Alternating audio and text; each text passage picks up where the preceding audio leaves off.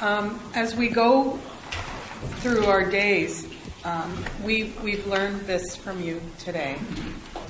And I don't know if this is a fair statement, but most people that we're going to encounter will not know about this. And what I understand that it's all about me, right? And so my goal is to clean me and the people that I'm interacting with. And there's a benefit for them too from what I've learned today. Is there a benefit for me to teach this to other people that I encounter? No. No. Why would you want to teach it if you're the problem? So only if I'm inspired to do that. Only if I'm inspired. Oh yeah, and you have to be really careful, because if you teach something to somebody that's not ready for it, it'll come back and slam you in a way you would not want. Okay. Like, for example, houses burning down. I mean, I'm not trying to be threatening, but it's incredible what will come back and slam you. Whatever you put out will come back and get you. If it's good stuff, it'll double back to you. If it's, oh yeah. We want you to get away from this notion you're here to save people. This is why when I do a foundation class, which is different from doing this. This is a different way of coming at it. But when we do the foundation training, we have people sign an agreement that says they won't teach this. And the reason why I have to tell them that is because it's only about you. And people don't get that. We keep thinking we're here to save somebody else's butt. We can't. We can't even save ours. Like Hamlet says in Shakespeare, how can you know somebody else when you don't even know yourself? But now, if you're doing whatever you're doing and you're inspired to do it, I mean, I would do it. But you ought to do things out of being inspired as opposed to people needing it, which is where we come from. This is why when I worked at Hawaii State Hospital, I never taught anybody unless they asked. So one day I came into the building and they had a ruckus. This is when I first started. So as I was coming, I could hear this yelling and screaming, and I then began the cleaning. I'd already done the cleaning at home, but now this is new stuff coming. So I'm cleaning. As I entered the ward, it got quieter and more quiet and more quieter. And what happened was somebody picked up a chair and hit one of the staff. And then I could hear in my mind, really, I could hear another staff said, "Oh, he deserved it." Yeah. So in the end, what I really had to work on was not so much on patients, but staff. Staff. We could get them to calm down, be themselves, the patients would just heal on their own. So a friend of mine, I was talking to her on the telephone because I wanted to check out something with her.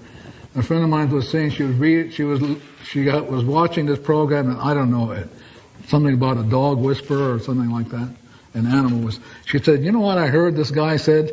He said, if an animal is having problem, I say to the owner, what's going on with you?" I think, wow, he got it. Yes. What's going on in you that this dog should be sick? So when this people from Africa came up and they were concerned about their son, I was asking myself that question. What's going on in me that this is occurring? Not what's their problem. Everybody's perfect. It's just the data that's imperfect. Anybody else before we bring Job the tally up? One. Any? Oh. Yeah. Well, I do. You talked about if I got this right, when somebody dies, if they still have an alive memory in them, that memory or that spirit is stuck wherever the passage was, like in an emergency room. My imagination was every single person who dies has that. Is that correct? Yeah. So if you're looking at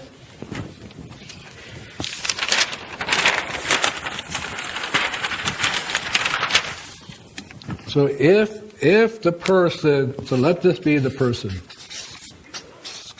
And let this be the person in which she and I were discussing, where the mama was taking the stuff to the grave. So now this person, if there is a memory there when this person passes, this will go, but that person will get left behind. But now, let's say you are willing to stay with that in your cleaning. As soon as that memory leaves, when that person goes, all of it goes. But otherwise, that memory will anchor the person can't go. But the image I have is that there must be an overwhelming amount of memories from that experience alone that are out there. Oh, mountainous. Thank you for bringing it up. No, what happens though, Joe, so you have this mountainous memory, but if you do your clean, that memory, that's just one sunlight will come through, and that person can go home. That's what you're looking for. You're looking for an opening in which that person can go, but you got to get rid of that memory. As soon as that memory goes, it opens, up that person goes. So this is what I work on a lot as part of why I'm here, is that people will call me Mama's sick, Papa's sick, somebody's sick, and so I do the cleaning and I watch with them just constantly, and then see. In fact, just today, a good friend of mine's son-in-law, the father's son-in-law just passed. So that's why I was out there and on the porch cleaning with that. Yes. Just a little something to share, because it is the memory that's coming up in me that a lot of you don't believe that you could do this. And my father died last week, and it was a wonderful event. And it was so wonderful that my mom looked like 10 years younger instantly. And she was smiling and happy, and she came running over to see us. It was so great. And it's just because we were cleaning, and so that he could just go. And that's just little me, right? And I just want to say one more thing. In that whole vein of this keeps coming up, that you just don't believe you can do it. And you just have to watch back here. This is so beautiful back here. This guy, I don't know who he is, but he's huge. You have to see this little teeny baby that's no bigger than this bag of chips controlling his entire life. And that's you, right? That's what you can do. You're just that little baby that can just do it all. That's all. Can you share with them, since you're courageous enough, can you folks share with them what that experience you had with the clients you had that usually went off and where that plane went down? Would you be willing to do that? Can you stand up so they can see and we can do our cleaning? Yeah. This is cool. This is Kulavai. I'm Kulavai. Yeah. We own a business in Boston on Newbury Street, and we told this story at Joe Vitale's thing last year. And we deal with a type of clientele that's incredibly wealthy. And a lot of them, for some reason or another, would have been either in the building or in the buildings or on the planes at 9/11. Like, for example, we have a client that took that Tuesday flight every single Tuesday, had a zillion frequent flyer miles. It was just what he did. And that morning, his secretary booked him on time. And we had clients that were supposed to be in that building, but the card service didn't pick them up, or whatever it was. And however it turned out is that anybody that was connected with our business wasn't there. And how many of those would you say? I think it was 17 or 19. Yeah. 17 or 19 people would have got and crashed or been down in the building. So thank you, Kulavai. Yep. So Om, can you tell us what you folks particularly did that she's talking about? Can you stand up so we can see you, please? This is Om. Hi, guys. Yeah. Prior to that, I ordered a bunch of, will you be speaking about this? Bunch of seaport cards. They'll probably discuss that tomorrow. I had a bunch of them. They came in the mail. I took the cards and I said, okay, this is great. They came today. Put them down on my desk and went home for the day. The next day I came in, unlocked my office door, came in, I went, where are the cards, and I have no idea where the cards went. As all the things transpired, 9/11 happened, everybody's running into our business.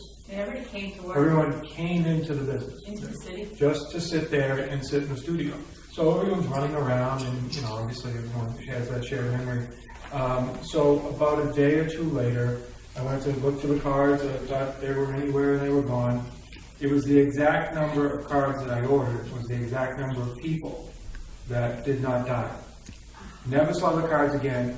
We can put all magical things to say that, ooh, I have no idea where they went. Never found them. But the clients never knew. Our clients do not know we do this stuff. They have no idea about it. They have no idea we're in Austin. They have no idea what we're doing. We just do this. So it's not like we put this power of suggestion on anybody and so we have these magical cards and we're all protected. They do nothing about it. So when they came in and they tell us the stories and we do this, well, we try our best not to go, And then we just sit there and they all go on their way and they all go home and we go do this. That was a pretty good one. But that's exactly what happened. Tell us a little bit, give us kind of a short of each one of them. Like, what do they do? Investment, bank, what are they? Oh, some of them own the credit cards in your pocket. Everything, you name it. They own all the malls that you go into. Yeah, they own the malls. They own the credit cards. They own, yes. Do they own? Yes, they own it. Financial services, everything from... Now, I want to make a point to you. This is so important. Even with all your money, this could not have been prevented. You would have gone down in an airplane, you would have been died without them doing their cleaning. That's the power of this cleaning. In other words, your money won't do, excuse my language, doo-doo for you. It won't prevent you from having a can, but the cleaning, if you're willing somebody, so they're fortunate to be doing business with these folks because these folks clean. And you're talking about billions, hundreds and billions of dollars worth of people who would have gone, who didn't do that. And the clients that don't do that, that aren't the, because we have this huge range. The beautiful thing too is that they find what they're supposed to do. And when you run into you go into the sandwich store and the guy who loves making the sandwich gives you the best sandwich ever. That's so great. Like what they're adding, what they add to your life when they have made the best sandwich, they give you the best sandwich. That's what happens. Like people, they were in financial services and now they're running wineries or they're, and I used to freak me out because they'd be like, okay, I'm doing this cleaning and then they disappear to go do something else and then I'm losing a client and then, right? Now, okay, they leave and 6 more people walk in the door. Or they leave and then, or I'm all in a tizzy because I want my certain staff member to be a certain way, and if I just shut up and do this, then that staff member leaves and then 2 incredible ones walk in the door. And then you know what? I don't have to work. All I'm supposed to do is clean. And then they do whatever they're supposed to do. They be whoever they're supposed to be. They hear from this big mouth of mine whatever they're supposed to hear. If I could, drink the water or breathe or eat corn chips. Love. So like I think my friend Mabel back there wrote a book. It's called Mabel. What's the name of the book? The easiest way. Yeah, it can be the easiest way when you're zero. Incredible things, and I had a woman in I should say a man. I had a man in Calabasas who said to me. In the middle of the class, we must have had 80-something people. He said, "It must be boring to be at zero." Well, see, obviously she has never been at zero. Because once you go in zero, you have this incredible occurrences. And that's what you can do. And when you clean, that's what it will do for the carpet, the table, the glasses, the people who serve you. They have more zest to them when you're caring for yourself. The people who serve you, like the sandwich person, will be more caring because you are. Mm-hmm. It all begins with you. Peace begins with me, nowhere else. And you can't figure it out. You can't say, "Well, but if I did this," no. It's all bullshit stuff. You're either in or you're out.